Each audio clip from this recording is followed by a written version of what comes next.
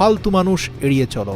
আর time waste যারা করে তাদেরকে ব্লক করে দাও জীবন থেকে, ফেসবুক থেকে, ইনস্টাগ্রামের দুনিয়া থেকে বের হয়ে আসো। তোমার কাজ আছে জরুরি এটা বলে শেষ করো চ্যাটিং। মেসেজ টাইপ করে নিজের সময় নষ্ট করো না। 6 মাস সেলফিশ হয়ে যাও। নিজের কথা চিন্তা করে নিজের লাইফ, নিজের স্বপ্ন, নিজের লক্ষ্য, নিজের ফ্যামিলির কথা চিন্তা করো। মনে রেখো, মানুষকে নিজের কষ্টের কথা বলে নিজের দুর্বলতা প্রকাশ করে দিও না, বরং সৃষ্টিকর্তাকে বলে আধ্যাত্মিক শক্তি অর্জন করো। মনে রেখো, তোমার চোখের পানি মোছার জন্য কেউ আসবে না। তুমি তোমার ব্রেনকে যত ভালো জিনিস দেবে তত ভালো ডিসিশন নিতে পারবে তোমার ব্রেন। তোমার হাতে থাকা মোবাইলটাও তো আপডেট নেয় বন্ধু, তাহলে তুমি কেন নিজেকে আপডেট করছো না? কেন নিজের মাইন্ডকে খারাপ অশ্লীল ভিডিওতে ডুবিয়ে রেখেছ?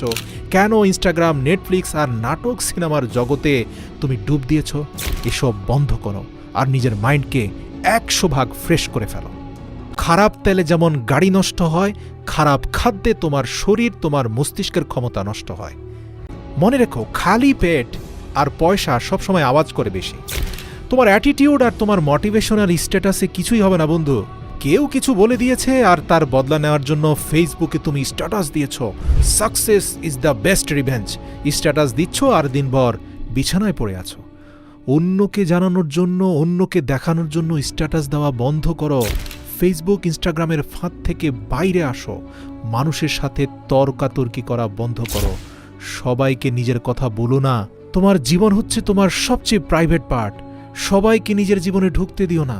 কখনো ভেবেছো তোমার মোটিভেশন কেন সবসময় ঠান্ডা হয়ে যায়?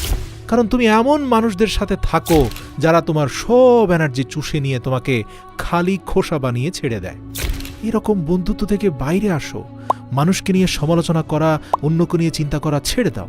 যদি তুমি না থাকো দুনিয়া থেমে যাবে না। তোমার থেকে শ্রেষ্ঠ মানুষটা দুনিয়া থেকে চলে গেছে বলে দুনিয়ার কিচ্ছু যায় আসেনি। তোমার না থাকা নিয়েও কিচ্ছু যায় আসে না।